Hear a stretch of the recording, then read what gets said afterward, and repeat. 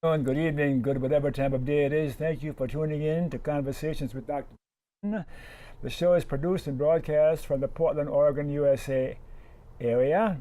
And for your first-time viewers, Conversations with Dr. Don is an ongoing series of one-hour standalone talk shows where I interview interesting people like most of you out there about who they are as unique, one-of-a-kind individuals and about whatever it is that we have decided to talk about. And tonight we'll be talking about the title of the show, the new N-word, the white middle class, and whatever Jim Hill, my guest. Don, thank you very much for having me. How you feeling? Feeling very good. Are you nervous? No, not really. That makes me very upset. I'm always nervous, yeah. And as you know, the show goes in two major segments. The first half or so is about who you are personally, so the viewers have an idea where you're coming from and why you have the views that you express in this wonderful book, Jim Hill, The New N-Word. You got to take a look at that. It's really an outstanding book. I'm not just saying it because he's my guest, and I've recommended it to a number of people. I'm not sure how many have bought it since then, but it is really outstanding. Thank you, Don. I identify with a lot of the things you say in there because of my heritage and my upbringing and those kinds of things. And two or three times I was very angry because something you were talking about that reminded me of my youth. Yeah. Yes. You did an excellent job of presenting. Thank you, Don. What you're about, yeah. But we're going to hear a little more about how you are and who you are in the first half of the show. So, shall we get started? Of course. All right. I want to warn you, I have a trick question now and then to kind of cause my guests to be a little nervous and get them spontaneous, right? Okay. All right, Don. I will do my personal bio to show who I am. I do this periodically, even though most of my viewers know who I am. I was born in New Orleans, Louisiana, of red, white, and black Roman Catholic parentage on December 26, 1928. Today I am a-religious and accepting of all others. I am a retired PhD clinical psychologist and present-day television broadcast journalist. I am the 12th of 12 children, am married, and am the father of 5 daughters by a first marriage, and they're all beautiful. Politically, I'm a progressive populist activist, still learning how to live lovingly, yeah. And a few of my heroes include Jesus, Gandhi, MLK, and any other fellow human who is currently living lovingly. That's who I am. Now let's see who you are. If I were to ask your best friend, who is Jim? What would he or she say? Jim is what? Be your best friend. Well, I think what they would say is that Jim is he's actually trying to live up to what you just mentioned for yourself. I think they would say that Jim is a caring person. They would say that Jim wants to serve, and that's why I was an elected official for 18 years. I served 10 years in the Oregon legislature, and then I was elected state treasurer of Oregon, becoming the first person of color to be elected to statewide office. I'll get that from you as I ask some more questions. I just wanted an overview of what your best friend would say. Jim is a beautiful human being, and just a few words like that, so we got that covered. Well, yes. Well, I think they would say that I was a caring person who really wants to serve. I think they would say that I was a good friend, and I think they would say that I try to be very honest with them, and that I am a good friend. Do you have a lot of good friends?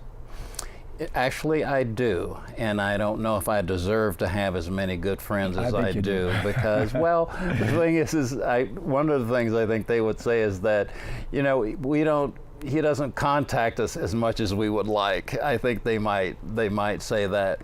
But I'm very, very fortunate to have some very good and loyal friends. Okay.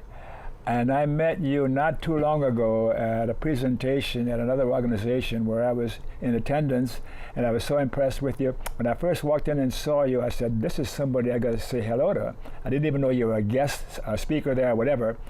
And you looked at me and you had a look about you that spoke dignity. That was my impression of you. Thank you, Don. You betcha. So, and when and where were you born? I was born in Atlanta, Georgia, in 1947. Okay. And I grew up there. I went to Catholic elementary school. Then to get a good education, of course it was segregated, racially segregated at that time, and my mother sacrificed, and I went to a Catholic military school in Virginia. Oh, boy. And it's all in the book. All right. And so, but that's where I'm from, Atlanta, Georgia. In fact, I was just there visiting my mother, who's 92 years old, by the way. 92. Are you going to make 92? Yes. Yes. But Atlanta, it's amazing. When you mentioned that you were from New Orleans, of course, being from southern cities, there is a similar experience that I'm sure that we went through there. Sure. Yes. Yeah. Okay. You ready for your last trick question? Go ahead. Ready? Why were you born? Well, I was born to. Well, it's really, I guess, a simple answer. We're all born to be ourselves and be the best self that we can be. Is that why you were born? I believe so. I think we're put here to learn, express, and we're put here to express ourselves. I would say we're here to express God. I was born to be nice. Never mind all that hoopla. Yeah. But anyhow, I've been doing this for 1,000 years, so I have all kinds of answers I've heard, and I can steal now and then and pretend that the answers are my own. Anything significant about your racial or national or cultural heritage that would be of interest to the viewers? Well, growing up under racial segregation is an amazing experience. It really, when you grow up in an environment where you're told every day that you're a second-class citizen, does have an impact on you. Yeah. And I feel very fortunate because my mother, she just always told me that you're no better than anybody else and nobody's better than you. And not to let those things get to you, not to let them make you bitter. But I just give so much credit to my mother because she protected me from the worst of that. And she certainly had me believe that, that I had self-esteem, and that also that had respect for others, a real sense of equality. Okay, yeah. How's your mother's health at 92? She's in good health. For 92, she really is in good health, and she's a retired nurse, and so she has used her training to take care of herself. And but it's remarkable. She's just an amazing person, and I feel incredibly grateful that I had someone who loved me unconditionally, someone who encouraged me, and was always there for me. Sure. You have brothers and sisters? No, only child. Only you. Oh, so she gave all of her love to you. She did. She did. It shows. Yeah. Well, thank you. Thank you, Don. Religious preference nowadays. Do you have one? Well, I certainly believe in God, and but I was raised Catholic. Been there, done that. And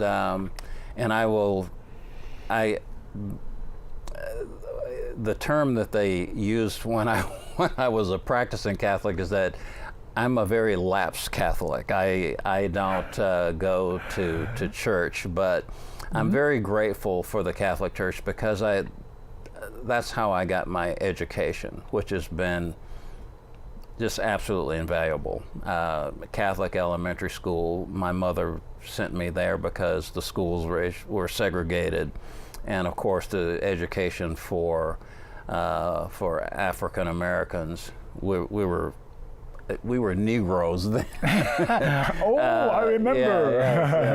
Education was intentionally inferior for us, because that's one of the ways that you keep people down, is to keep them as poorly educated as possible. And then I went to Catholic military school for high school, which was just another incredible experience that shaped me. But I owe a great deal to the Catholic Church, especially in terms of my education. Oh, yeah. Even nowadays, when I go to Europe or places like that, where the beautiful cathedrals and churches, when I go in, I forget about the fact that I'm a lapsed Catholic, and I want quiet time, sitting in the back row or standing and just experiencing what it's like.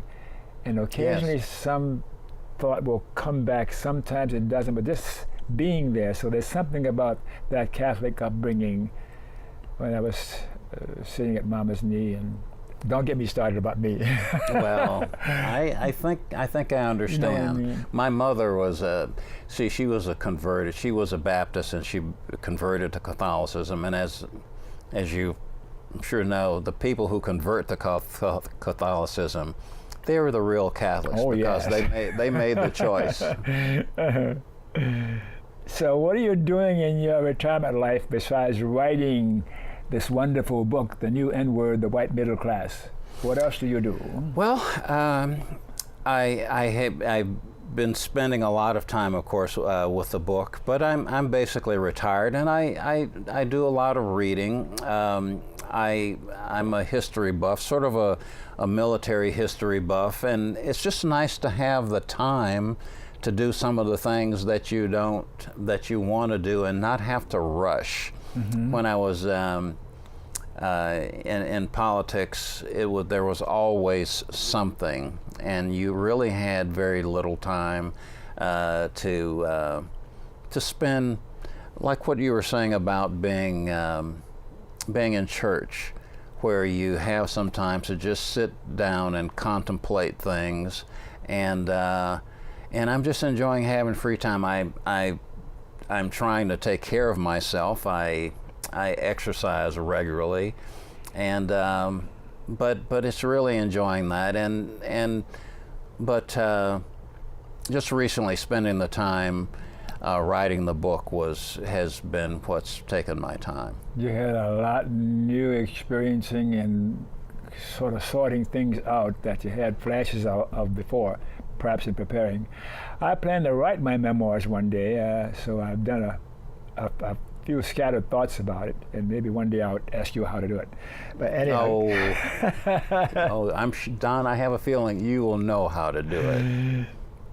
So, and you have a partner, a boyfriend, girlfriend, a husband, a mate, or one of those things. I got to be politically correct here, you know. Well, at this particular time, I'm not dating anyone. I was married for 20 years, and then I was divorced. I now have a daughter, a grandson, and a son-in-law and they live in Hawaii.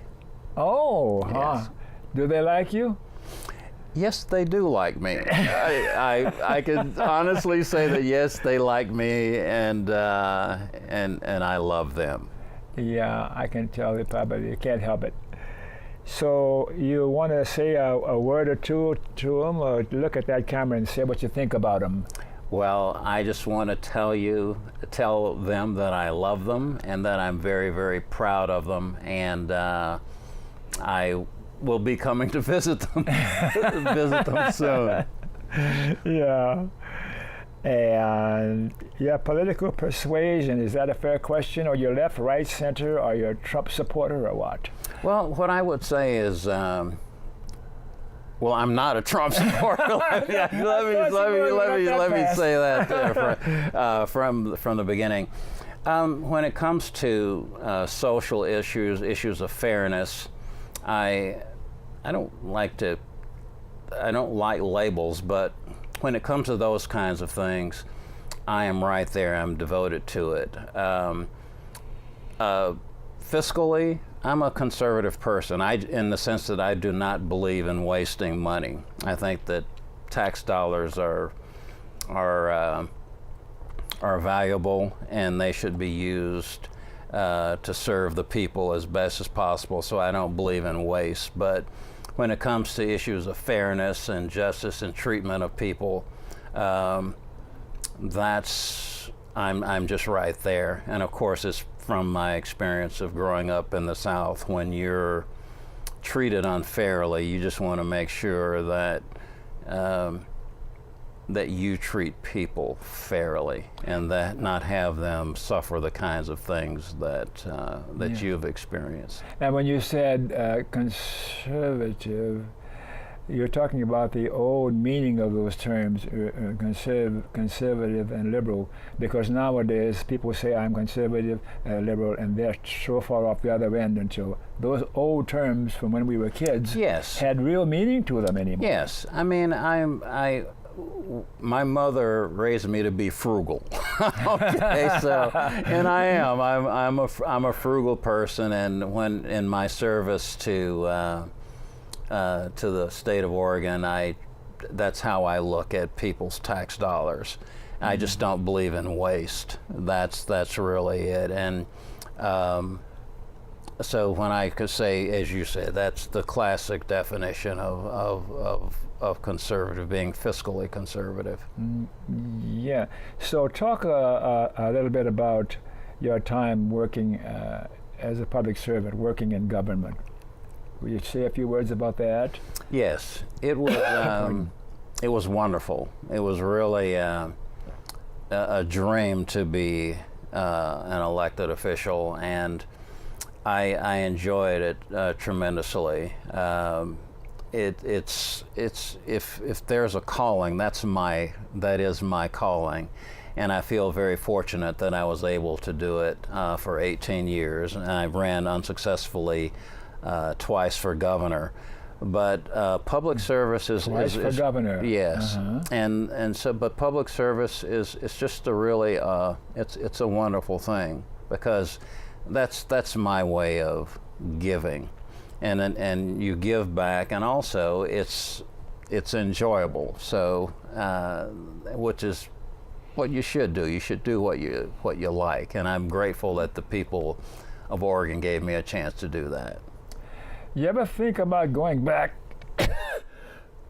into that kind of service, like going back into government in elective office? You know, I do think about it. I have to be honest. When I ran, as I said, unsuccessfully twice for governor, and I have to say, having been sort of forced out of government. But you do learn that there's a big world out there, and there's a lot of things to do. It gave me the time to write the book, and so, but yeah, I still think about it, and I'm 69 years old, and so Bernie Sanders, heck, he was 73 and running for president, and he was his stamina to me was amazing. So. I don't know whether I would ever, if I would do it again, but you asked me if I think about it. Yes, I do. But it's really, as I said, it's my calling. We need more people like you whose primary concern is social justice and fairness and being kind and those kinds of simple things that I learned at a very tender age when I was a Catholic boy. Yes, yes, we did. Yeah, memberships in political, social, or civic organizations. Do you have any of those that you could mention? For example, I have a whole list of them.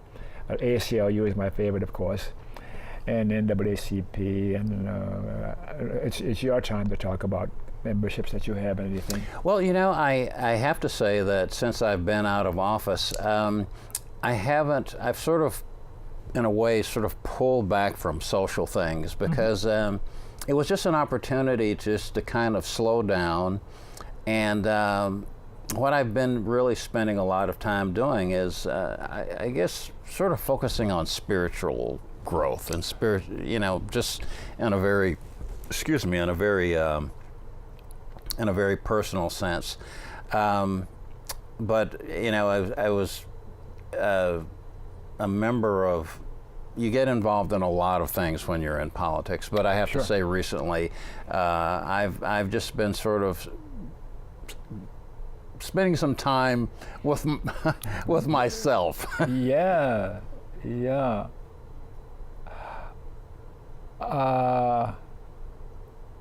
There's so many questions. I'm trying to decide which ones to ask you. How about persons from the past or alive today that impressed you or really makes you feel good about them? Any names come to mind for you?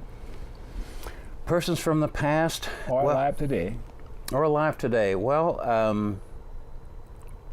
I certainly have just. I guess let me go to politics. Sure. I certainly have the utmost respect for President Obama, because as an elected official myself, I understand. I could never understand exactly what he goes through, but to achieve what he achieved, because I thought, I didn't know if I'd ever see an African American president in my lifetime. And as I say in the book, I joke, I say, unless it was me, of course. But I have the utmost respect for him, and other political figures that I have respect for. Oddly, President Truman, Lyndon Baines Johnson, and we shall over time. And I had just the incredible good fortune when I was growing up in Atlanta. I actually met Dr. King. Did you really? Yes, I did. I was an errand boy at a bank in Atlanta, Citizens Trust Company. And one day he came into the bank. I was 13 years old, getting ready to go to high school. And my supervisor said, "Would you like to meet Dr. King?" And I was almost afraid because he was such an, and they took me up and I shook his hand, and he was so kind. And when he came into the bank, at other times when he saw me, he spoke. He remembered, I'm 13 years old, and he would acknowledge me and say hello. And that, of course, that experience has become more valuable as time has gone on, because that's one thing about getting older. There's some great advantages in it, in that it gives you perspective. Yeah. And you understand things. I understand a lot of things that I've done or experienced now. I understand them a lot better now than I did even when I was going through it. But Dr. King is certainly one of those people. He was a man of love. Of course. And as I get older, you learn that really is what it's all about. And he certainly exemplified that. Man of courage, a man of ability, and I try to emulate that as best as I can. And of course, speaking religiously, of course, Jesus. No, I mean, I know it maybe sounds sort of corny, but it's true.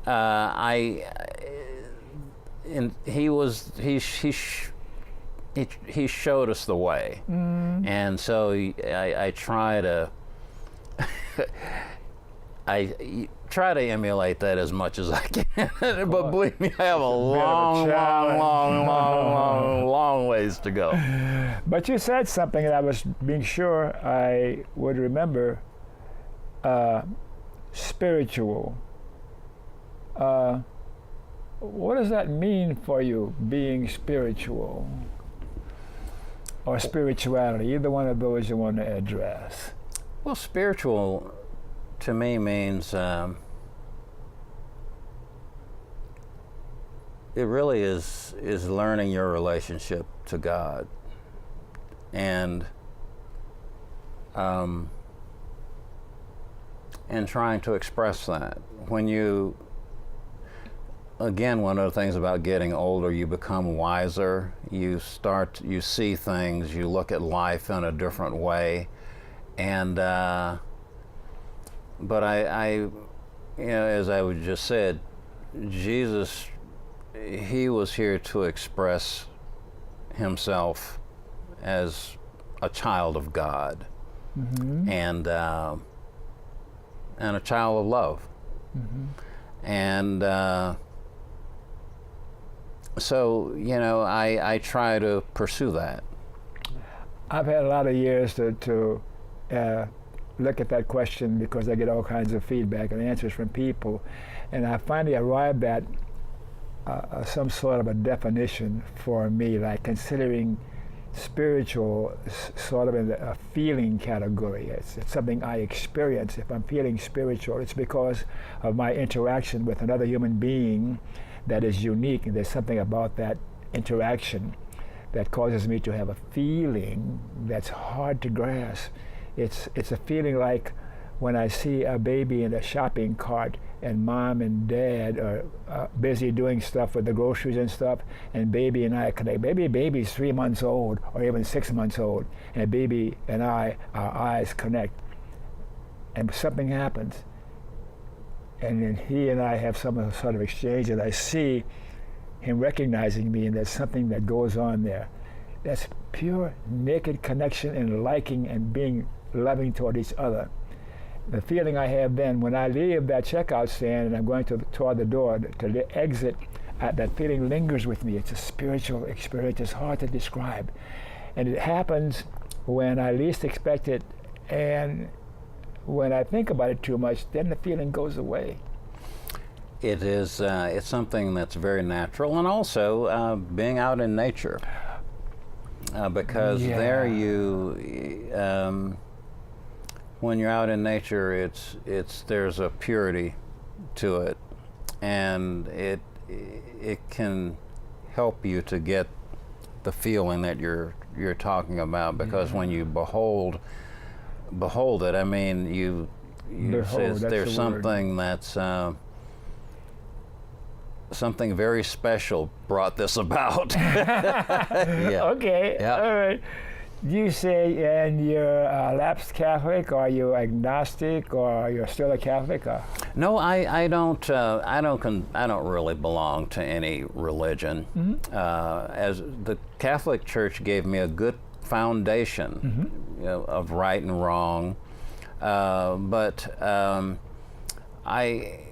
I think that working out your relationship with God is something that's very personal, and no one can do that for you. You have to do that yourself. Okay. Now, I'm going to take a slight deviation before we leave this section of the show and ask you a couple of questions about what's going on in politics in our country today. Okay.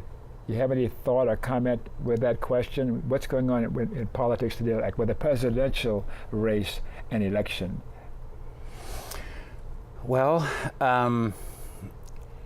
I was really, I was disappointed with the results of the election, and but I think that this entire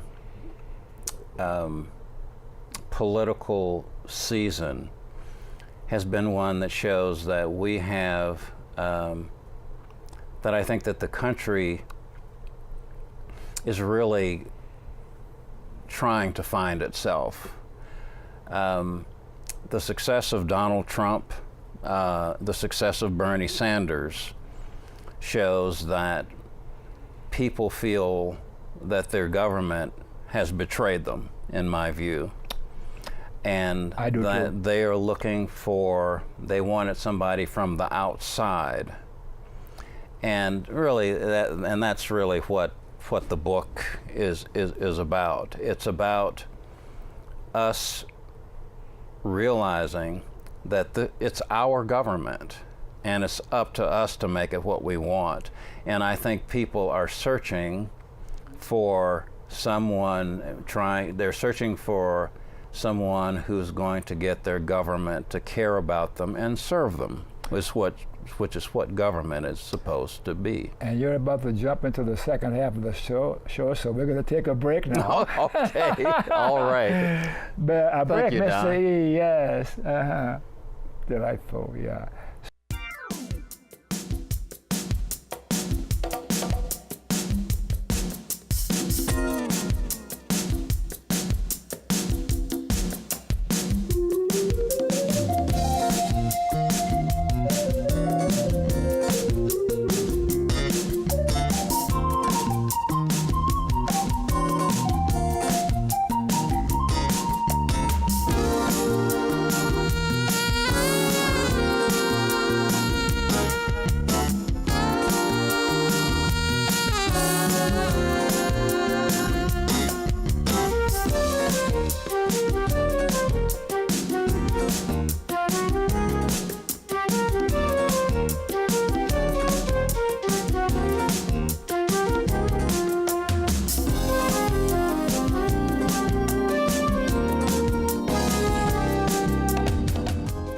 Okay, we're back. Thanks for staying tuned.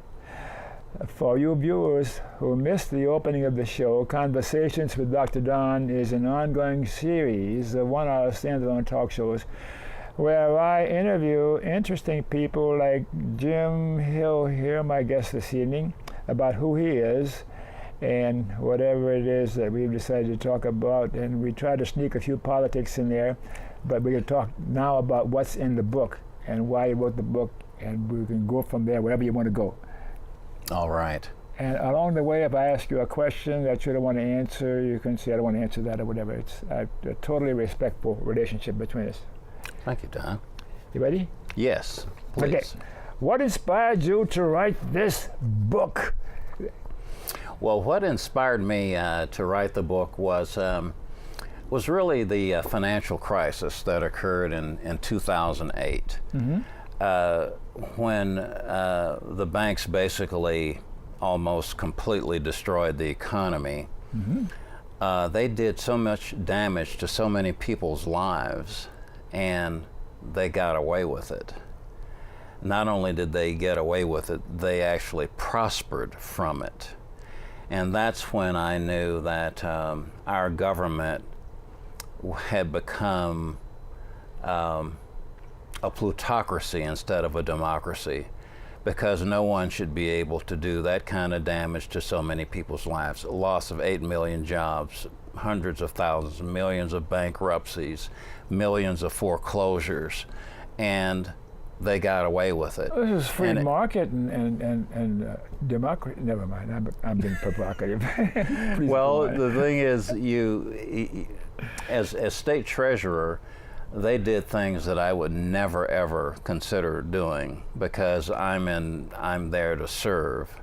And when you cause that kind of damage and get away with it, it shows that they own your government. Your government is supposed to serve you, and what it did is it let them hurt so many American people. They own the government. Who is the they you're talking about? Well, the banks, the reason that they were able to do what they did is because they contribute hundreds of millions of dollars to campaigns, and when it came right down to it, nobody would hold them accountable for what they did. And so we've become a government that serves the wealthy and the powerful, and the rest of us, frankly, don't count. And people are starting to realize that, and that's why we have Donald Trump as president today. And that is why Bernie Sanders did so well, because they were perceived as being outsiders. Digressing a moment, what's going to be the result of Donald Trump's assuming the presidency, and how long will it take for us to appreciate the effect, the serious effect of Donald Trump's presidency? I'm asking you to get your crystal ball out. Well, to get the crystal ball out, well, the first thing I think I should say is that he should be given the people have spoken, whether we like it or not. He is the president, and we have to respect the office. if he does what he said he was going to do, I think that we're going to be in serious trouble, because the things that he's talked about doing to me are irresponsible. And also, he has, when you attack your citizens, you're supposed to serve your citizens. You're not supposed to attack them. And he has shown himself to be prejudiced. And if he carries out the things that he says he's going to do, he's going to divide the people, and he's going to divide the country even more than it's divided now. And as someone in politics, what you're supposed to do is bring people together. Now, he said he's going to do that, and we'll see. But if he does the things that he said he was going to do, it's going to be, I think, a very, very difficult time, not only for the United States, but perhaps the world. What about the people he's surrounding himself with, his advisors and his close associates who are supposedly helping him govern? What do you think about his selection of those people? Well, at this point, we don't really know who those people are. Excuse me. We know some of them, but as I said, as an American, he's our president, and I am going to give him a chance to see what he's going to do. And so at this point, I think it's really too early to say. But I sure hope that he keeps his word about bringing us together. Some of his economic policies I'm concerned about. His attacks on people of color. It's outrageous. It reminds me of when I was growing up in the South under segregation. But you have to respect the office, and we'll see. Okay, we can go on with that one for a while, but we better stop and let's just stay with your book, okay? Why is the target of the book white people, it seems? Why is that the target of the book, white people? Well, it's really very simple. White people make up most of the people of our country, and their votes are important. President Obama could not have been elected simply by African Americans. White people had to vote as well. And what I'm trying to say to white people is that you're now being discriminated against in many of the same ways that we used to be discriminated against in the South. How is that? They're being discriminated against that severely? Economically or what? Yes, it's certainly economically. I mean, the 70% of our economy is the middle class. The income of most of the people in our country has been flat, really at least 30 years. That's why people are so distrustful, and that's why they're so upset. Because the American dream, the idea of being able to make a better and better and better life for yourself, has been taken away. Since the Reagan Revolution? Yes, I would say that it's been since then. And the thing is that, see, people like us, we know what discrimination is because we've experienced it. Yeah. White people are not used to being treated this way. Okay. And so what the idea is of the book is to say, white people, wake up. And it's not just a matter of even our personal standard of living. It's about our country. No country can be viable without a strong, prospering middle class. Okay, now let's cut right to the chase here. The N-word. It's okay to say what that N-word is. It's debatable in some circles as to whether or not we should say the word nigger. Right. Yeah. Well, I remember it as a little boy. And the N-word, so I think what's being said here is that white people are now the niggers of the world, of our country. They're certainly being treated that way. Treated that way. I mean, taking votes away from people, suppressing them economically, and it's especially economically. Yeah. It's not the kind of things that we are familiar with growing up in the South, where people were beaten and lynched and chewed on by dogs and murdered. But people are suffering, and they are not getting the full benefit of the economic benefit of this country. And so that's why people feel that the government has betrayed them, because the government now really only serves the rich and the powerful. So the government has betrayed the average white citizen anymore, like they betrayed black people or red people. Yes. So that's why the N-word, this is the new niggers of 2016. Yes. Okay, I'm trying on what that really means. And people, they're being exploited. Yeah. People can't afford to get an education. See, when after World War II, we know that the greatest generation, our parents' generation, they saved the world, but also they came back after the war and they caused this country to be prosperous, and it was because of the GI Bill. Yeah. People, and they invested in education, training, housing, and all those things. And right now, that's not happening, and it's not happening for white people. And the purpose of the book is to say, hey, white people, wake up, and so we can save ourselves and save the country. And so that's why I use the term the N-word, because I think people perceive, they don't think that they can be treated that way. They think it's just us people of color that are treated that way. And I'm trying to say, wake up, because the American dream is being taken away from you too. Now you have an idea what we have felt like for so many generations. Thank you. Yes, Don. See that? Try that on. So you have an idea. Okay. Next question. Okay. We need more hours.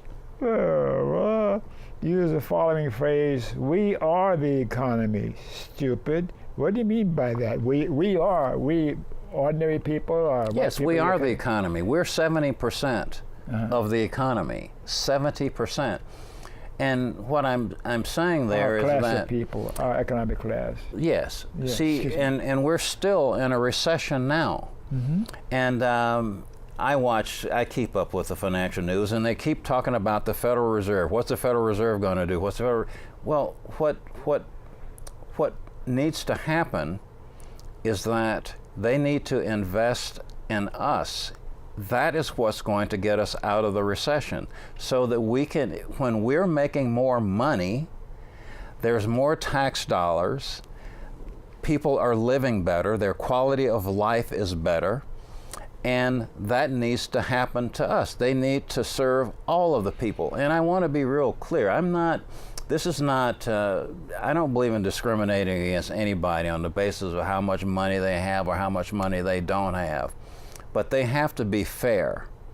And they have to understand that if they want this economy to get going, they need to invest in us. And I mean in terms of education, training, entrepreneurship. What about their need to acquire more and more wealth and more money and more power? What about that? Who's going to take care of that? They got to keep going in that direction. Look, if the middle class is making more money, we know that the money is going to go up to the top anyway. If they want to make more money, that's the smart thing for them to do is invest in us. They don't want to wait. They want it immediately, right now. Well, okay. Been provocative here. Yeah, but some people feel that the way to get rich is to exploit others. And as we know, you can go all the way back in history. It's always been like that. all of the revolutions have been people trying to throw off the yoke of repression and tell people, no, you're not going, you can't get rich on my back. You have to invest in me, and if I make more money, the thing is, if we made more money, the corporations, these people would make more money. We'd come out of this recession. But they can't wait. I unfortunately, you're right, Don. Is the American dream dead? You know, the American dream is never going to die. I have that much faith in this country. When I was growing up, when we grew up in the South, we knew. I mean, we had the American dream even when they were just trying everything they could to keep us from having it. But we believed in it. And if we can overcome that, I mean, there was a time when you and I wouldn't be sitting here having this conversation. You wouldn't have gotten your degree. I wouldn't have gotten my degrees. But yet the American dream is there, and I have enough faith in the people in this country to never let it die. But I will say this right now. It's suffering. And there are some people who feel that the American dream, the rich and some of the rich and powerful, not all, again, we don't broad brush everybody, but there are some who believe that the American dream is only for them, and that all the rest of us are here just peons that are here to serve them. And the people won't take that. And the thing that we're so fortunate is that we live in a country where, with our votes, we can put people in office who want to serve all other people. You're talking about Bernie Sanders or Elizabeth Warren or Jill Stein? That's exactly who I'm talking about. But how are you going to do that other than get the money out of the political process? Well, what we have to do, see, when in the final analysis, what this book is about is getting people to vote. Mm-hmm. Because we have the power. There are people in this world right now who would give anything to be able to have a say about who's going to run their government, who's going to run their, and we have it. We won't even exercise it. I mean, here it is, this election with so much at stake. 53% of the people, 53 to 58% of the people voted. And you're saying, what the hell, where the hell the rest is everybody else? And you know what? We get what we deserve. Everybody else figured, what the hell is the use? How many years have I been trying to have a fair system so that I'm not getting poorer and poorer? And it doesn't do any good. I vote and nothing happens. Until you get the money out of the political process where our voices are really heard, until you do away with the Electoral College, for example, and goofy stuff like that that's way outdated, then we're going to still have this same fight going on forever, even though the American dream seems like it's dying. I absolutely agree with you. But the point is, we have the power. We have the power if we would just exercise it. That's the point. Our government was set up that the power is in the hands of the people. What an incredibly wonderful thing. But we have a responsibility to hold our public officials accountable. And the way you do that is to vote. And that's when I talk about being a great American, that's what it is. Half the people sat it out. Set this presidential election out. Because I'm going to repeat myself, they figured I tried not setting it out. I mean, I tried to have my voice heard, and it wasn't heard because the average citizen is making decisions based on the information they have. So the media should be another branch of government recognized as that having that much power. Well, I have a section in the book called The Great American Cop-Out. And those people who have all those excuses about not voting, you know, that's a cop-out.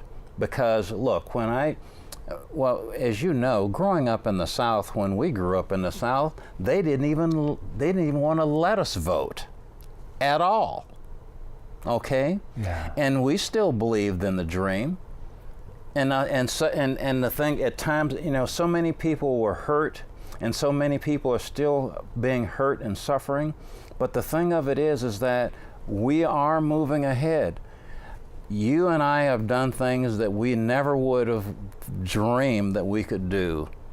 Just like I try to think how my grandmother would look and think of her grandson being elected to government in an all-white state. Well, basically an all-white state. You know what I'm saying?